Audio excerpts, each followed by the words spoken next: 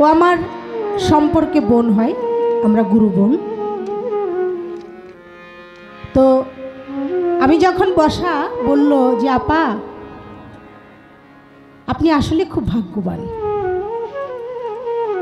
ওই কথাটা নিচে বসে আমার কানের কাছে এসে বলল।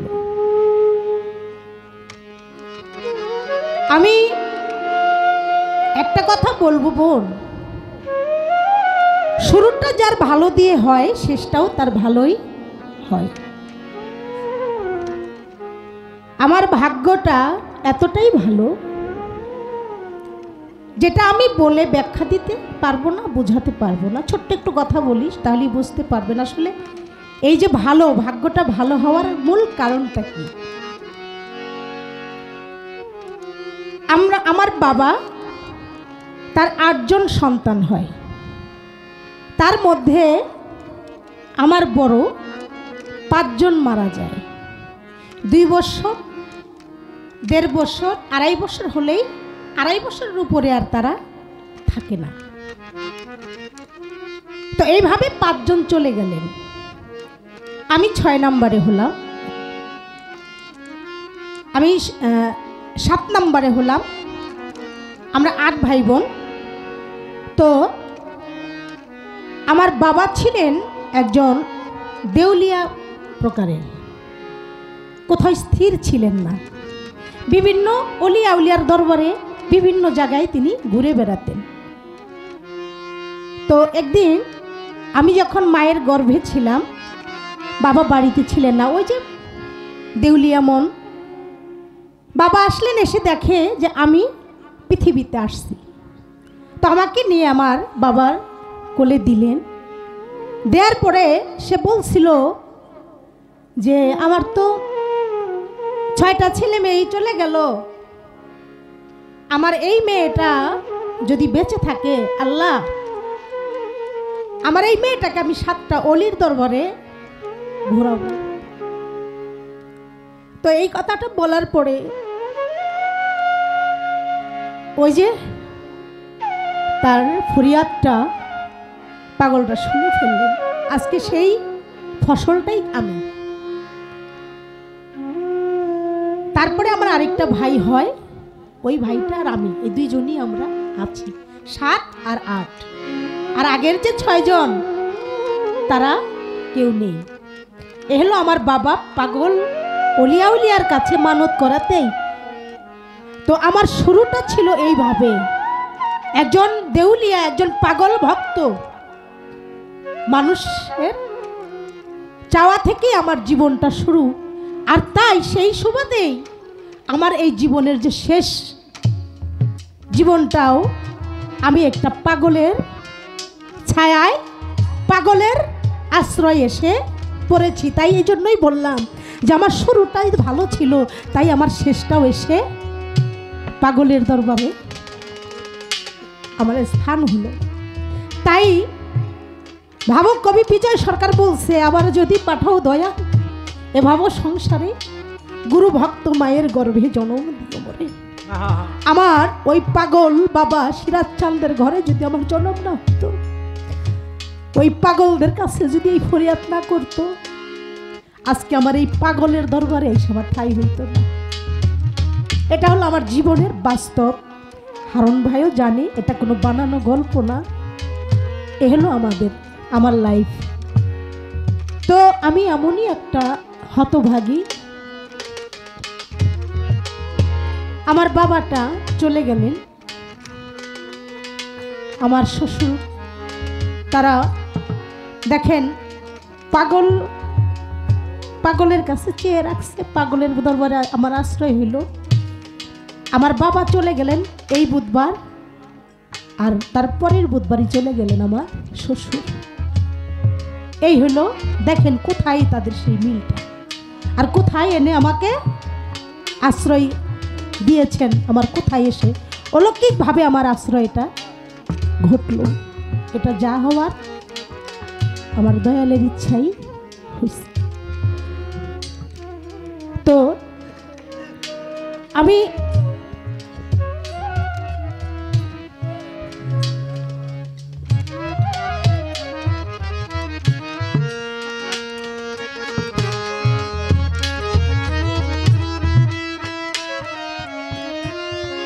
আবার যদি পাঠাও দয়াল এ ভব সংসারে গুরু ভক্ত মায়ের গর্ভে জন্ম দিও।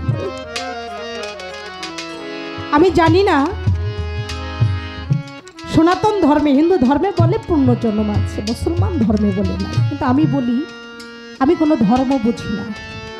মানুষ কুলে যদি জন্ম থাকে, আবার সে জন্মটা যেন এরকম একটা পাগলের ঘরে হয়, আবার সিরাজ চাঁদের পুত্র পাগলের ঘরে, আর ওই পাগলের ঘরে জন্ম নিয়েই যেন আবার আরেকটা পাগলের ঘরে আবু বকর সিদ্দিক রহমতুল্লাহ আলাইহি তার এরকম একটা পাগলের ঘরে এসে যেন আমার শেষ আশ্রয়টা হয়। এটাই আমার ফরিয়াদ, এটাই আমার প্রার্থনা।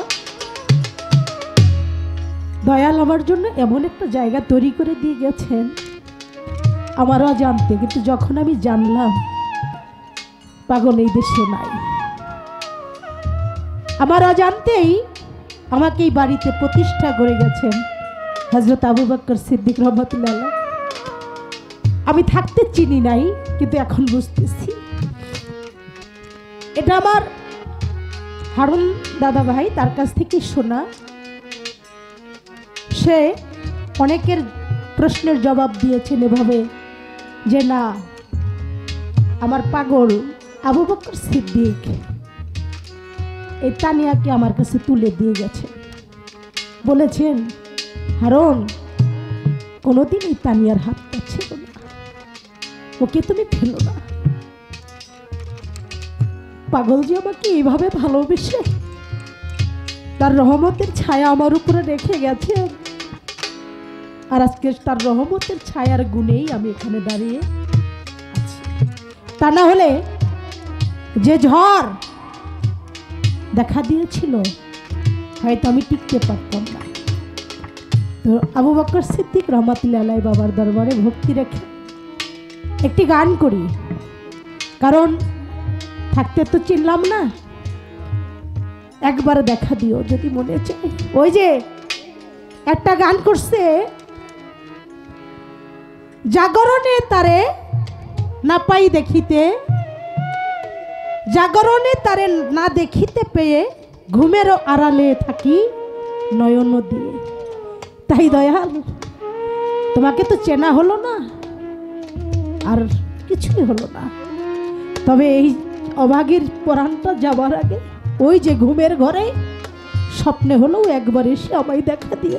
তাই সেখান থেকে ছোট্ট করে একটি বিচ্ছেদ ধুয়ারে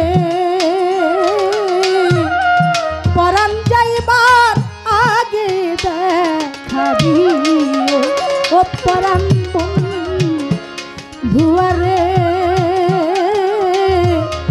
পরাণ যাইবার আগে দেখা দিও,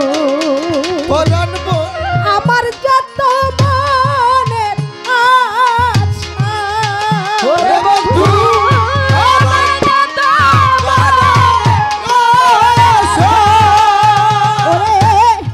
আমার যত মনের আশা ওরে বন্ধু সেই দিনে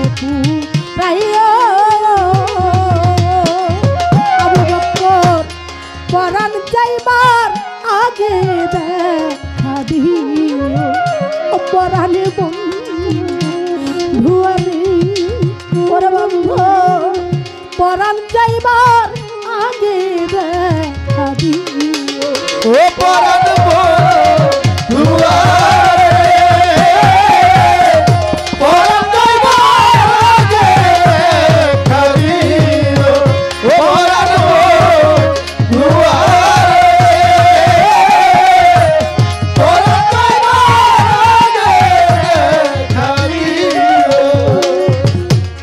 তোমার বুকে মাথা রাখি রে আবু বকর রইব ঘুমাইয়া, জনমের ঘুম দিবরে বন্ধু ওরে বন্ধু তোমায় বুকে লইয়া, জনমের ঘুম দিব বন্ধু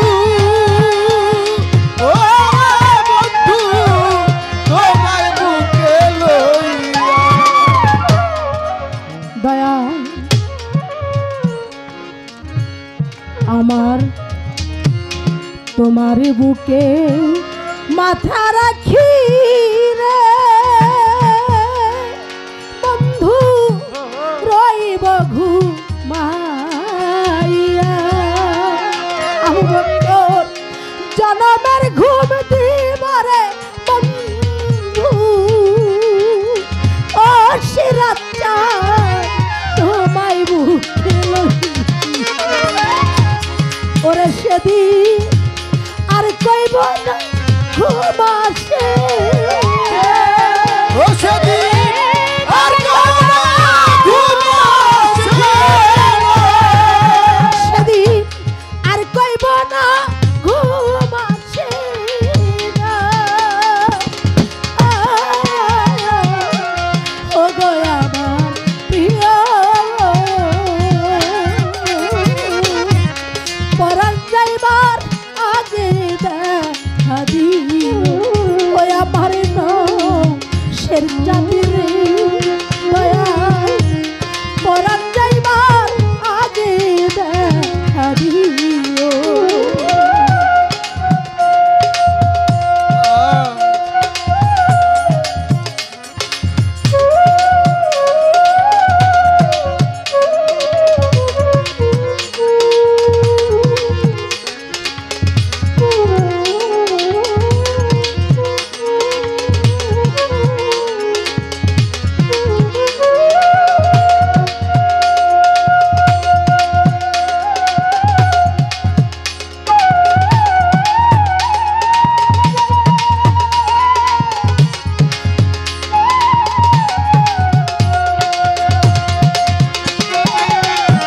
পরাণ যাইবার আগে দেখা দিও ও শোনাবো দুয়ারে পরাণ যাইবার আগে দেখা দিও জগৎবাসী দেখো কাছি রে আবু বকর তোমার বুকে আমি দয়াল আমার যত কালঙ্কের দাগ ও নৌশের চাঁদ যাইবে সবে না ওরে আমার কথা ও বন্ধু যাইব সব ডাকি জগৎবাসী দেখো কাছি রে আবু বকর জান তোমার বুকে আমি দয়াল আমার যত কালঙ্কের দাগ ওরে দয়াল যাইবে সবে না সেই দিন আসিয়া তুমি কৌশের সেদিন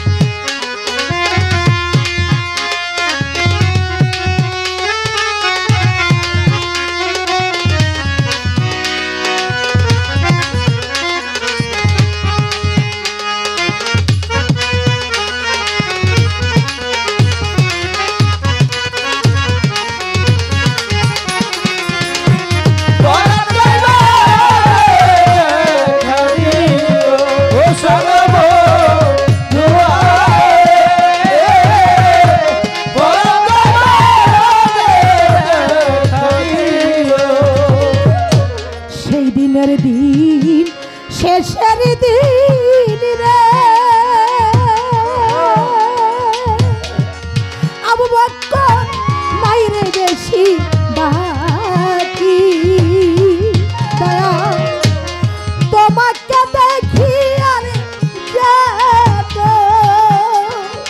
ও আবু বকর যাইব পরার পা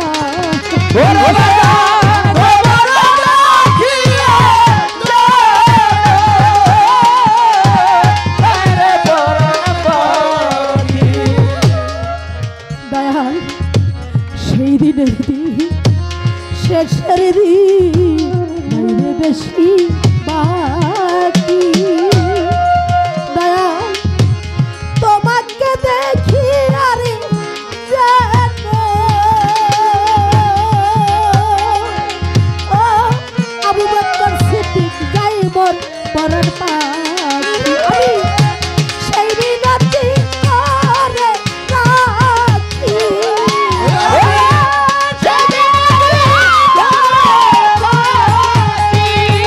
ওরে এই মিনতি করে রে রাখি ওরে তোমার আবুলে রে নিয়া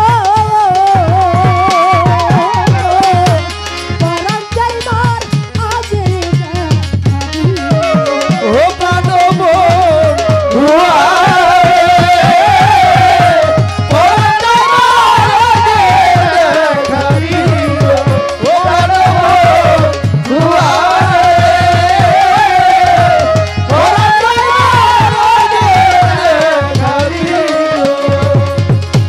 সেই দিনের দিন শেষের দিন মেরে বেশি বাকি দয়াল তোমাকে দেখি আরে আবু বকর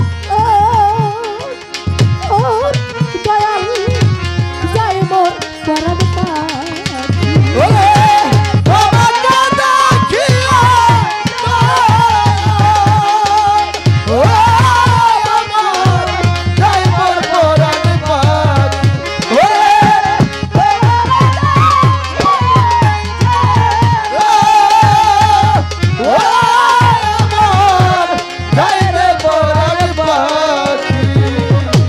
সেই দিনের দিন শেষের দিন হারুন আমার নাই দিন বেশি বাকি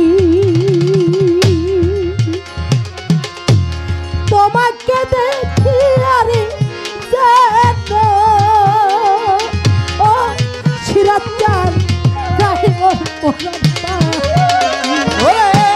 এই মিনতি করে রে রাখি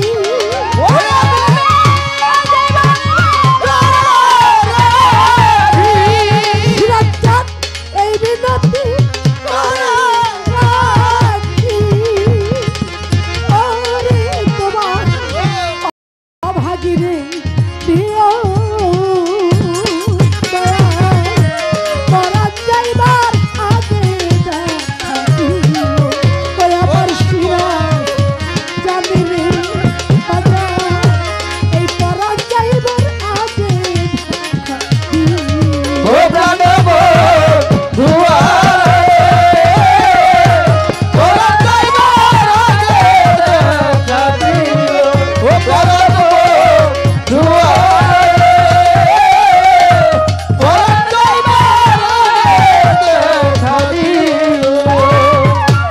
তোমার বুকে মাথা রাখি রে সিরাজ চাঁদ রইব ঘুমাইয়া জনমের ঘুম দেবরে আমি ও আবু বকর তোমায় বুকে লইয়া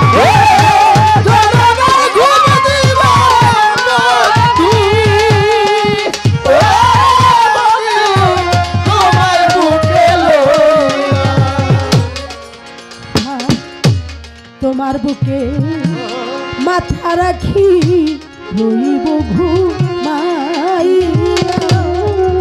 আবু বকর জনমের ঘুম দিবরে সেই দিন ওরে নৌশের চাঁদ তোমায় বুকে লইয়া আর কইব না ঘুমা সে